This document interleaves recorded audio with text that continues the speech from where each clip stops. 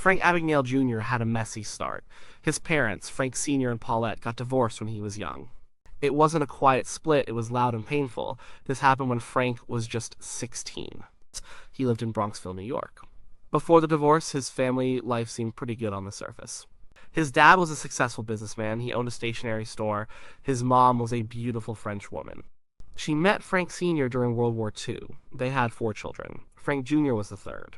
Frank Sr. was a charming man. He knew how to talk to people. He was good at making friends. He even ran for mayor once. Frank Jr. admired his dad a lot. He looked up to him. His dad taught him things. He taught him about talking to people. He taught him about making them trust you. Frank Jr. learned quickly. He saw how his dad handled things. He saw how his dad dealt with problems. He learned a lot from watching. But money problems started. Frank Sr. lost a lot of money. He had trouble with the IRS. He faced a lot of debt. This put a strain on the family. It made things hard. The divorce made things even harder. Frank Jr. had to go to court. A judge asked him a question. The judge asked him who he wanted to live with. Did he want to live with his mom or his dad? This was a terrible choice for a 16-year-old. He couldn't pick. He ran away instead. This decision to run changed everything. He ran to New York City. He was alone. He had little money. He had no real plan. He was just a kid, but he was a smart kid. He was observant. He paid attention to details. He had a natural ability to charm people. He also had a need. He needed to survive. He needed to make money. He needed to feel important. His first real trick came almost by accident. He was 18 by then. He was trying to get money from his checking account. The bank wouldn't cash his check. He didn't have enough money in the account. He needed cash. He needed it badly. He looked around. He saw a pile of deposit slips. These slips were blank. They were for the bank's customers. He had an idea. He took some slips. He printed his own bank account number on them. He printed his own name on them. He put these fake slips back in the bank lobby. He mixed them in with the real slips. People came in. They filled out the slips. They deposited money, but the money went into Frank's account. It went into his account because of his fake slips. This was his first real con. It was small, but it worked. It showed him something important. It showed him how easy it was to trick people. It showed him how easily people trusted what they saw. They trusted the bank system. They trusted the slips. This gave him a taste of easy money, a taste of getting away with something. He felt powerful. He felt smart. It filled a void. The void left by his family falling apart. The void left by not knowing where he belonged. He wasn't just surviving anymore. He was thriving in his own twisted way. He was becoming someone else. Someone who could get what he wanted. Someone who could control situations. He kept doing this with deposit slips for a while. He got a good amount of money, but he knew it wouldn't last forever. He needed a bigger game. He needed something more elaborate. He needed a way to cash bigger checks. He started thinking. He started looking at the world differently. He looked for weaknesses. He looked for opportunities.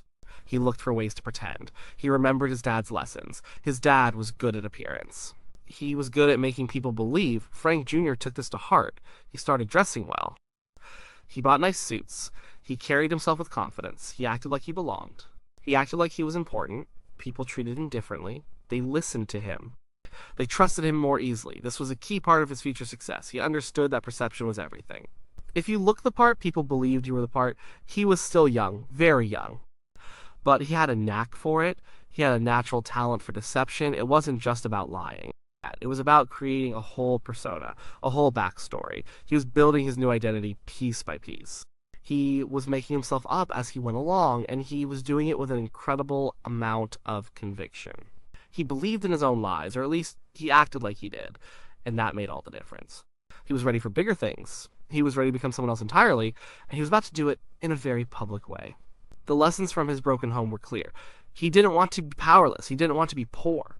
He didn't want to be dependent. He wanted control. He wanted freedom, and he saw a path to that. A path paved with lies. A path paved with stolen identities. A path where he could be anyone he wanted to be. No one would ever ask him to choose again. He would choose for himself. He would choose a new life. Many new lives, actually. And so his journey as a master of deception truly began. Frank Abagnale Jr. needed to cash bad checks. This was his main goal early on. He figured out banks were tough on young kids. They didn't trust him, so he needed to look older. He needed to look more trustworthy. He came up with an idea. He would pretend to be someone important. Someone who handled large sums of money. Someone who traveled a lot. He settled on being an airline pilot.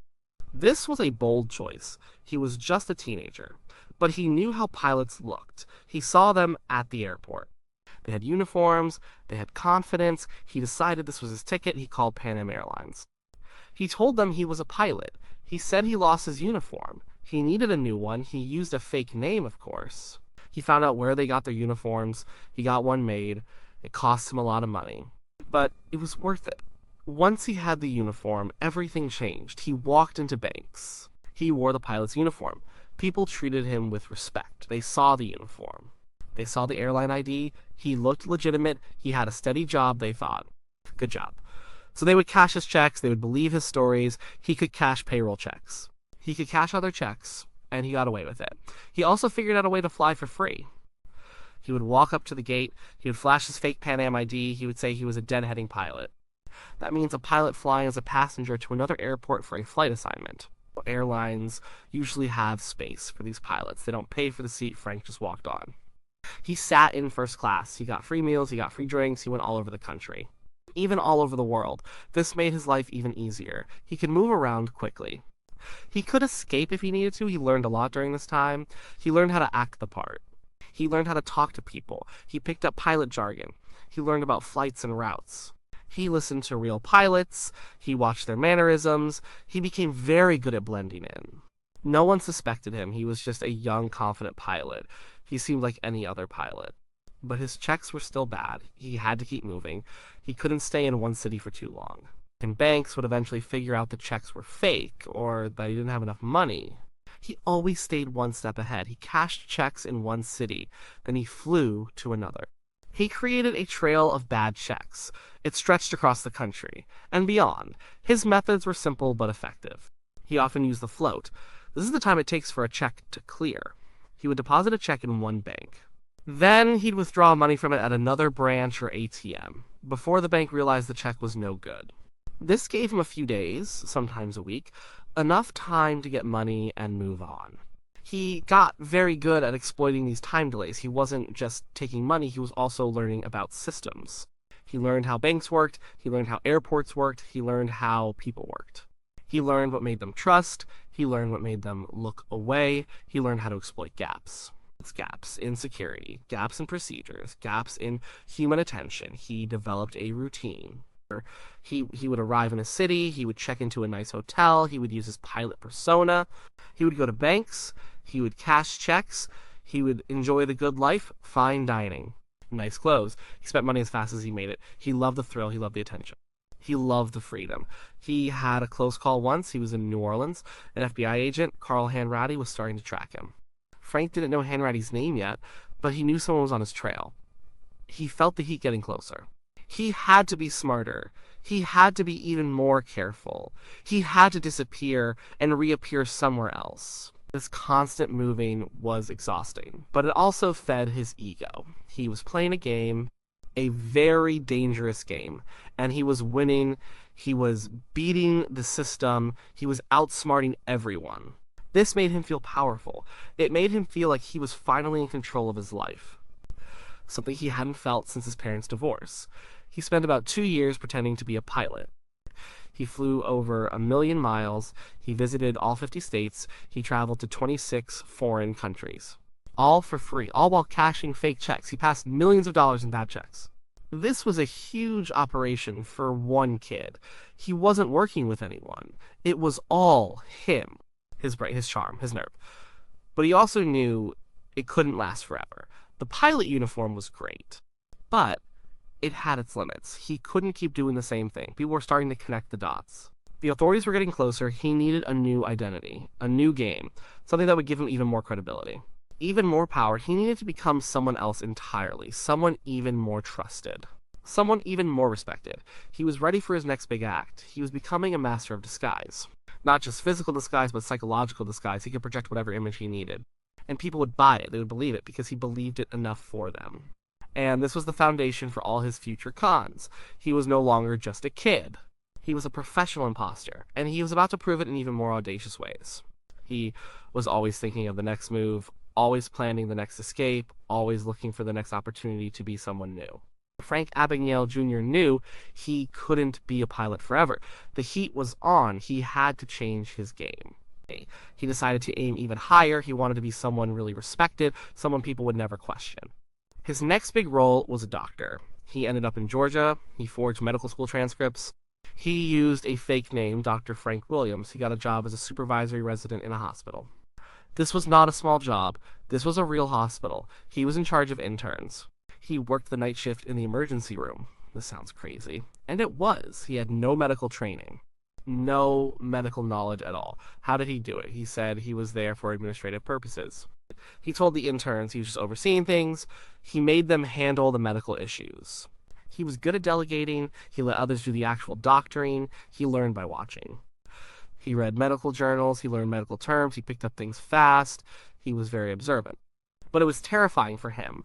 He said later it was the only time he truly feared killing someone. He had to make life or death decisions. He often just tried to find a real doctor to confirm things. Or he would say, let's run a lot of tests. This bought him time. He lasted almost a year in this role. He eventually left when he realized how much danger he was in. Not from the law, but from the possibility of harming a patient. He heard a real doctor was coming. A real Dr. Williams. It was time to go. After the hospital, he needed another identity. He decided to become a lawyer. This was another jump. From pilot to doctor, now to lawyer. He had always been good at talking. He was good at memorizing things. He said he took a bar exam. He learned about law. He read a lot of law books. He claimed to have passed the Louisiana bar exam. He studied for weeks. He found a real lawyer who needed help. This lawyer worked in the state attorney general's office. Frank convinced him he was a Harvard Law graduate. He got a job there. He worked as a prosecutor for 8 months. He was good at research. He was good at finding loopholes. He was good at arguing. He did a decent job. He seemed like a real lawyer. Again, he was very good at acting the part. He learned the language. He learned the procedures. He learned how to fit in. He wore good suits. He carried himself with authority. No one questioned him for a long time. They just assumed he was legitimate. Why would someone lie about being a lawyer in a public office? It seemed too risky. But Frank loved the risk. He loved the challenge. He loved proving he could do it. He was always pushing the boundaries. He was always seeing how far he could go. But a real Harvard Law student joined the office. He recognized Frank. He knew Frank wasn't who he said he was. The student had been with Frank at a previous job. He knew Frank was a pilot then. He knew Frank wasn't a lawyer. The student asked too many questions. And Frank knew he was exposed. He packed his bags and left. Another identity burned. Another escape. He moved on again. He even spent some time as a college professor. He taught sociology at Brigham Young University. For a semester, he pretended to have a PhD. He taught real classes. He stood in front of students. He gave lectures. He graded papers. Now, he made it seem like he knew what he was talking about. He used his charm. He used his confidence. He used his ability to research and learn quickly. He could absorb information and present it convincingly. During all these different lives, he was still cashing checks. He was still using his old methods. The doctor and lawyer roles just made it easier. They gave him instant credibility. And they made people drop their guard. Who would suspect a doctor or a lawyer of passing bad checks? It was genius in its simplicity and in its audacity. He was living a lavish life. Expensive cars, beautiful women, fancy hotels. He spent money as quickly as he made it. He loved the thrill of the chase. He loved the constant danger. He loved being someone else. He was truly living multiple lives, each one a complete fabrication, each one convincing enough to fool almost everyone he met. But the FBI was getting closer. Carl Hanratty was relentless. He was a good agent. He was methodical. He was patient. He was starting to connect the dots. He saw a pattern. A young man, good-looking, charming, always changing identities, always passing bad checks. The net was closing. Frank was flying around the world. He was still free, but he knew it couldn't last. The game was getting too risky. He was enjoying it, but the pressure was building. He was about to run out of places to hide. The consequences were catching up, and this time he wouldn't be able to just walk away. Carl Hanratty, the FBI agent, was obsessed. He was the one who really chased Frank Abagnale Jr. He didn't have a name at first, just a description. A young man, good-looking, charming, passing bad checks. Hanratty worked tirelessly. He gathered evidence. He followed the money trail. He kept track of Frank's movements. Even when Frank changed identities, Hanratty saw the patterns. Hanratty was different from most agents. He was patient, he was smart, he wasn't flashy, he just kept digging. He saw the pilot uniform. He saw the doctor's scrubs. He saw the lawyer's suits. He knew it was the same person. He started calling him the Skywayman. Frank was leaving a huge paper trail, millions of dollars in bad checks. Across the US and Europe, Frank knew he was being chased. He felt it. He knew the FBI was on his tail. This added to the thrill for him. It was a cat and mouse game, and Frank thought he was better at it. He was always one step ahead. Almost always. There was one famous moment. Frank called Hanratty on Christmas Eve. He said he was sorry. He was sorry for all the trouble. He respected Hanratty. This call showed something about Frank. He had an ego. He enjoyed the game. He wanted his pursuer to know it was him. It was a bold move. It also showed Hanratty he was close. The chase went on for years. Frank was a master of evasion. He would change his appearance. He would use new names. He would find new ways to get money. He would move to different countries. He thought Europe might be safer. It was harder for American law enforcement to track him there. But Hanratty didn't give up. He worked with international police forces. He shared information. He put out alerts. He spread the word about this incredibly slippery con artist. Frank was becoming famous in law enforcement circles. A legend, almost. Finally, in 1969, Frank's luck ran out. He was in France. He was recognized. A former flight attendant he had dated spotted him. She turned him in. French police arrested him in Montpellier, France. He was 21 years old. The chase was over. For a little while. His arrest didn't mean the end of his troubles. It was just the start of a new chapter. He was held in a French prison. It was a terrible place.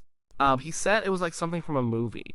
Dark, cold, rat-infested. He suffered from malnutrition. He got sick. He spent 6 months there. He was scared, really scared. This wasn't the glamorous life of a con man. This was harsh reality. After France, he was extradited to Sweden. He had committed crimes there too. He spent 6 more months in a Swedish prison. This one was better, cleaner, but he was still locked up. He was still facing a lot of charges. Many countries wanted him. They all wanted a piece of him. He was a big catch. Eventually, the United States got him back. He was flown to the U.S. But even this trip wasn't straightforward. He tried to escape from the plane. He managed to get out of the plane through the toilet hatch.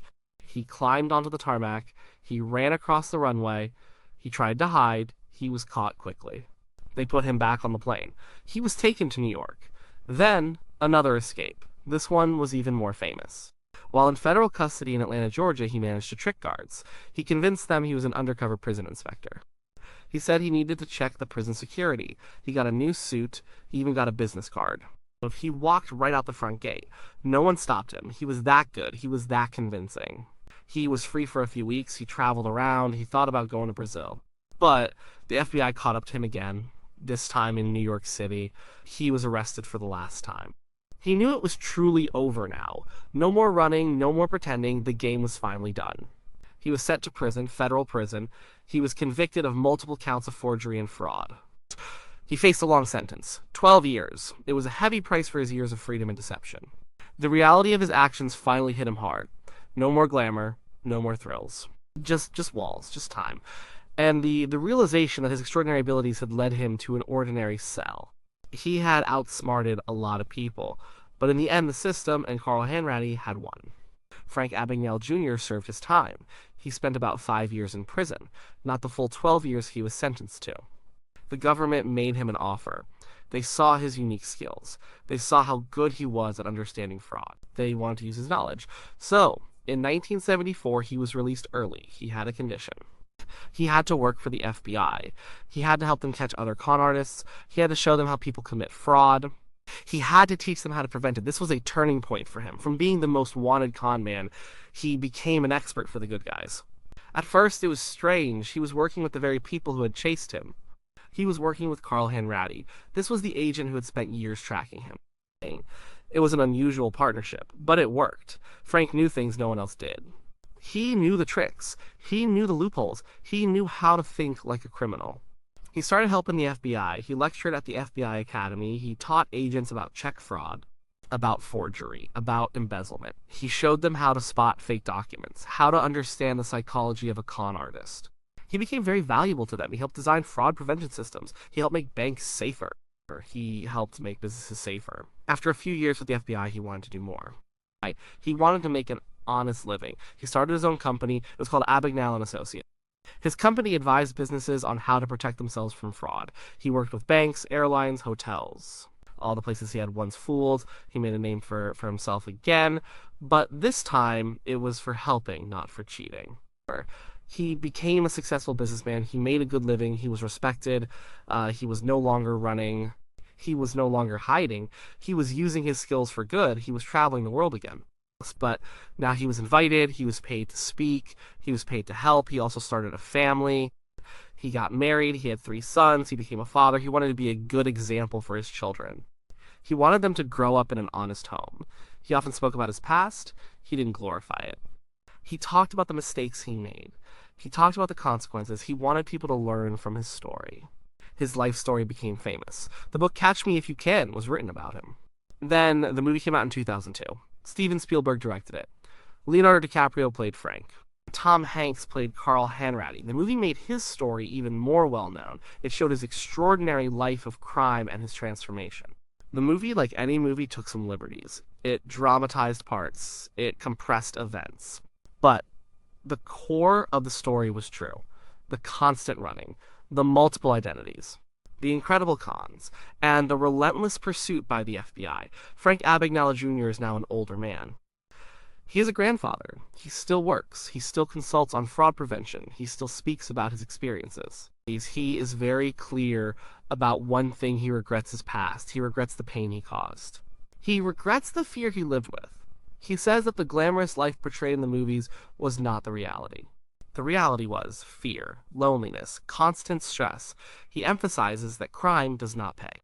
He often talks about the importance of integrity. He talks about the value of honesty. These are things he learned the hard way. He found peace in his new life, a life built on truth, not lies. He used his unique mind, not for deception, but for protection. He truly turned his life around. He went from being a master of fraud to a master of fraud prevention. It's a remarkable story of redemption. A man who was once the real life, Catch Me If You Can, found a way to stop running, and found a way to help others avoid the same traps he once set. He became the expert he always pretended to be, but this time, it was real.